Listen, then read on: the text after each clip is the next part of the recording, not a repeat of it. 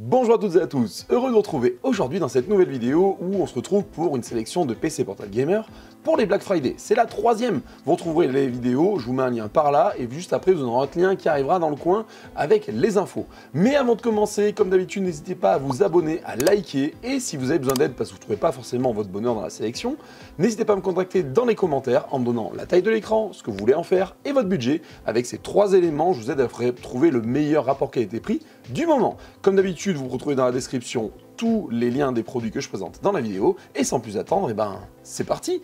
Et on commence avec le Lenovo Lock 15 ARP9. Alors vous allez me dire, pour ceux qui ont vu les autres vidéos, il se présente déjà actuellement dans d'autres vidéos. Oui, je l'ai remis pourquoi? Parce que même si dans mes deux précédentes vidéos, je trouve très intéressant, parce qu'en termes de rapport qualité-prix, il est vraiment au top. En plus de ça, on est sur un PC qui est assez sobre, qui fera largement l'affaire si vous voulez faire tout simplement de la bureautique simple, si vous voulez bouger, etc.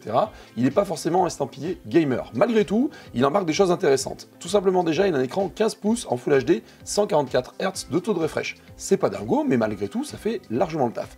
AMD Ryzen 7 7435 HS à l'intérieur, RAM 16 Go, un SSD de 512 Go, et surtout ce qui est intéressant, c'est cette petite RTX 4060 en 105 watts de TGP. Comme plusieurs fois j'ai expliqué, et j'explique pour les petits nouveaux qui arrivent aujourd'hui, le TGP, on va dire, c'est la capacité au PC à refroidir le processeur de la carte graphique. S'il arrive bien de refroidir assez facilement avec ses ventilos, etc., le TGP va taper au maximum. Parce qu'aujourd'hui, entre une 4060 à 105 watts, 110, 120 watts, la seule chose qui change en fait, c'est la capacité du PC à refroidir le processeur. Simplement, il se bride automatiquement pour éviter de trop chauffer et griller la carte. Donc, on est quand même super bien sur ce PC pour 800 €. Ce sera pour moi un peu le minimum de l'entrée de gamme. Alors, je mets 799. Malgré tout, si vous regardez un petit peu plus bas, je sais pas si vous voyez, mais on a des promos intéressantes tout de suite sur ces discounts avec des codes promo qui vont de moins 15 € à partir de 129 € d'achat et moins 25 € à partir de 300. Donc là, vous dites que vous êtes à moins 25 déjà euros sur ce PC là. Et ça, c'est quand même intéressant. On continue et on retrouve de nouveau un Légion S5. Alors, S5 veut dire que c'est une gamme slim. Donc les gammes slim, je le dis souvent, attention, c'est des PC qui peuvent chauffer et qui ont tendance à ventiler très fort pour refroidir la carte graphique parce qu'ils ont du mal à refroidir. Malgré tout, ce PC, il a quand même une carte graphique en 4070 cadencée jusqu'à 140 watts. C'est une putain de pépite ce PC, c'est pour ça, il faut vite vous sautiez sur l'occasion. Si vous le voyez et que vous voulez un PC à moins de 1000 € pour du gaming, il n'y aura rien qui se placera aussi bien que celui-ci. En plus de ça, il a un écran 16 pouces en WQ XGA, donc 165 Hz de taux de refresh, là on se place super bien. La RTX 140 watts de TGP, donc là on est vraiment au top. AMD Ryzen 7 7435 HS, RAM 16 Go et stockage 512 Go. C'est un petit peu là où le bas blesse, comme on dirait, mais malgré tout, vous pouvez augmenter la RAM assez facilement dans ces PC et aussi le stockage, en sachant que beaucoup de constructeurs maintenant permettent de upgrade ces choses-là sans perdre la garantie. Donc ça c'est très important à noter. Pour 1000 €, vous avez un PC qui est vraiment au top, et juste à rajouter un peu de RAM et un bon SSD dedans, et vous avez une bête de course pour moins de 1300 € quoi. Et franchement, ça c'est quand même top, on n'y verra pas de partout. Malgré tout, il y a encore des bonnes affaires après, ne vous inquiétez pas. On continue d'ailleurs avec le HP Victus Gaming 16. Donc les HP Victus, j'en ai présenté plein parce que des PC à mon sens sont super intéressants. Pourquoi? Parce qu'ils ont un très bon rapport qualité-prix. Là, on est sur un laptop en 16 pouces, qui est jusqu'à 144 Hz en Full HD, AMD Ryzen 7 en 7840 HS dedans, RAM 16 Go, DDR5 bien évidemment, 512 Go de stockage, une RTX 4070 avec un TGP de 120 watts, donc on se place très bien encore une fois sur ce PC pour un rapport qualité-prix à 1300 €. Alors vous allez me dire, le lock est quand même plus intéressant. Oui, mais malgré tout, le Victus est sympa aussi. Pareil, ils ont des looks assez cool, ils se refroidissent très bien, donc ça c'est quand même hyper cool. On n'est pas sur une gamme slim aussi, c'est ce qui explique pourquoi il est un peu plus cher. Je pense que sur les gammes slim, en fait, ça a tendance malgré tout à chauffer un peu plus et ça doit ventiler un peu plus fort pour bien refroidir, alors que là on est sur des PC qui sont un peu plus épais, qui refroidissent quand même plus facilement toutes ces choses-là. On continue par une autre pépite, et pour moi c'est une autre des pépites que j'avais dans ma sélection et que je vous rajoute encore aujourd'hui, le MSI Pulse 16. Donc là on est intéressant avec un Quad HD en 240 Hz de taux de refresh, Intel Core Ultra 7, et ça a son importance puisque les Ultra 7, c'est ces nouveaux Intel Core, on va dire 15, c'est la 15e génération d'Intel. Malgré tout, on passe sur de nouvelles architectures, etc. Donc on renouvelle tout chez Intel et on est sur vraiment les nouveaux processeurs. avec derrière 16 Go de RAM et 512 Go en SSD, avec une magnifique RTX cadencée jusqu'à 140 watts, et là on est quand même super bien placé.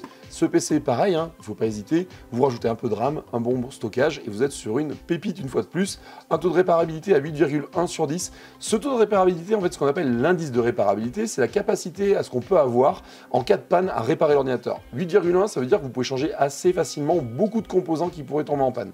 C'est quand même cool, ça évite d'avoir des taux de réparabilité à 4 ou 5, et là vous prenez les PC et puis c'est poubelle parce que le moins de trucs qui grillent dedans, vous pouvez pas le changer. Donc ça c'est quand même super intéressant.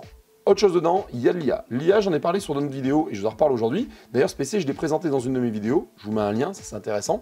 Dedans, je parle de l'IA qui va gérer automatiquement, on va dire, tout ce qui va être la capacité de calcul et refroidissement. Aujourd'hui, beaucoup de retours donnent que c'est pas top et que ça marche pas vraiment. Voilà, bon bah, force est de constater que malheureusement, tout n'est pas au point. Malgré tout, ils ont quand même décidé de faire des mises à jour, ça c'est quand même bien. Donc petit à petit, il y aura sûrement des mises à jour du BIOS, des mises à jour du logiciel interne, etc. qui vont permettre en fait d'arriver à vraiment bien gérer avec l'IA le système de refroidissement.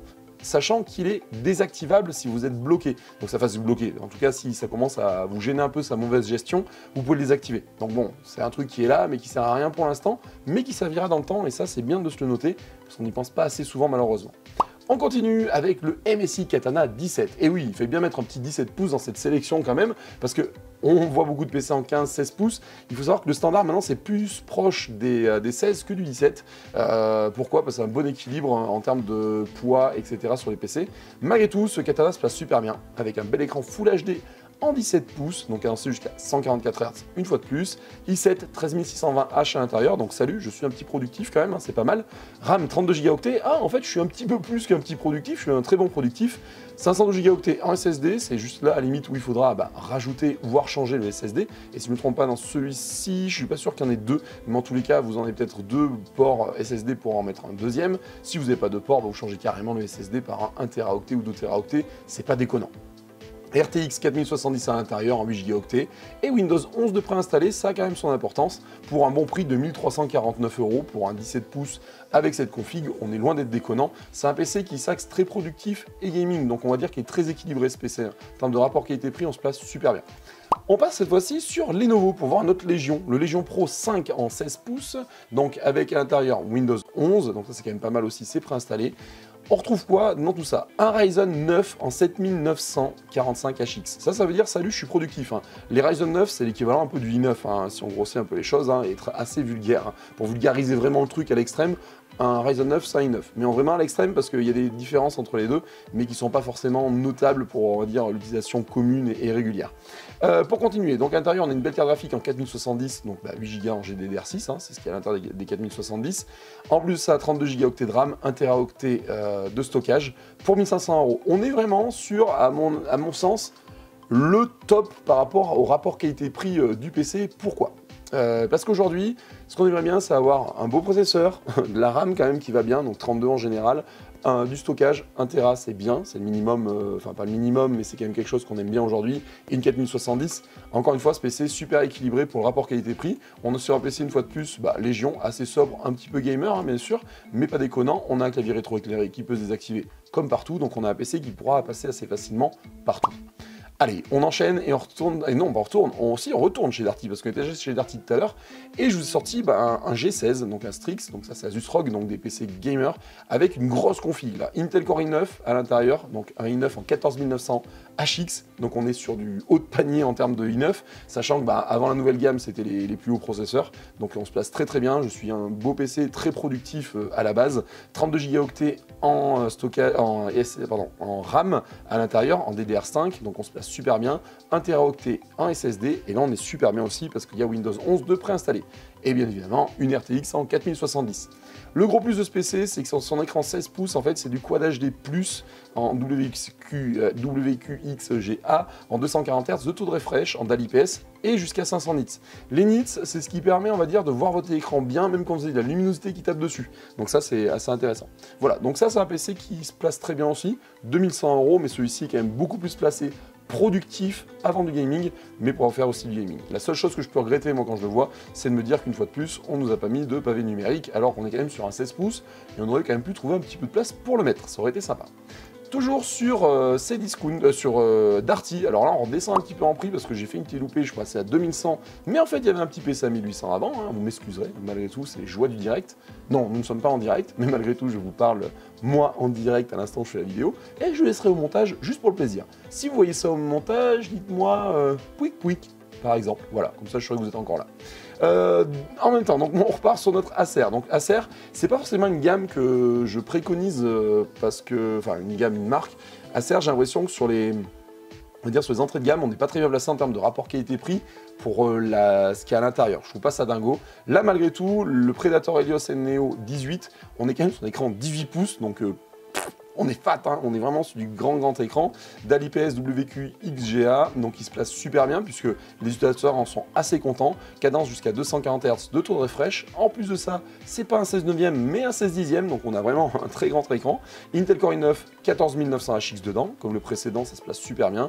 32 Go de RAM et 1 Teraoctet en SSD, une belle carte graphique en 4070, c'est vraiment, on dirait, le top si vous voulez du 18 pouces pour pas très cher, on se place super bien. Niveau connectivité, il a quand même pas mal ce qu'il faut aussi, ça c'est intéressant, pour un prix tout doux de 1800 €, et je dis vraiment tout doux parce que 1800 € c'est pas cher pour la configuration qu'il y a à l'intérieur. La seule chose qui peut être un peu moyenne dans ce PC, c'est de se dire qu'il est assez lourd, il fait plus de 3 kg, donc si vous voulez bouger avec et bouger beaucoup, voilà, on va dire, vous n'allez pas faire le tour du monde avec, ça va pas être très agréable.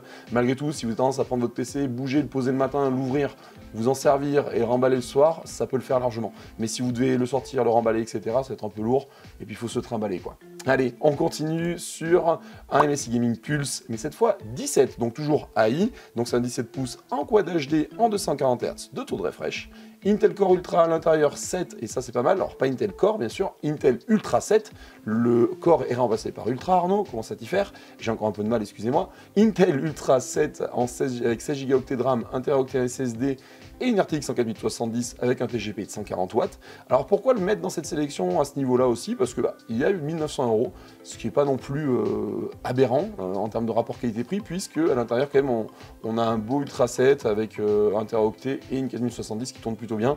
Malgré tout, je regrette un petit peu que pour le prix, on n'ait pas 32 Go. C'est un petit peu le seul petit bémol que je mettrais à ça.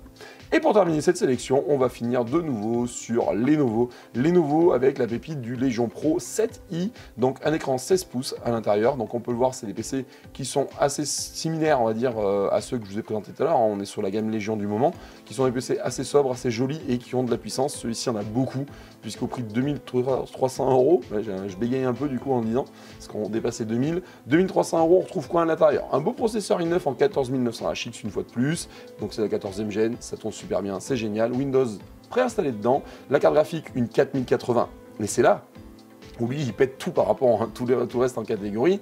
Avec une 4080, on passe à 12 Go de GDDR6, et quand même là on est sur du très haut de panier qui va vous permettre assez facilement après de pouvoir avoir tous les jeux futurs et arriver à tenir dans le temps. En plus de ça, 32 Go comme j'ai dit en RAM, 1 Teraoctet en SSD et un bel écran en WQ XGA à l'intérieur, et ça c'est quand même cool. Allez, on arrive à la fin de cette sélection, je vous remercie d'être toujours de plus en plus nombreux, on avance sur la chaîne, merci, n'hésitez pas à vous abonner, à liker, ça fait toujours plaisir, et en attendant, prenez soin de vous, jusqu'à la prochaine vidéo, ciao, bye bye.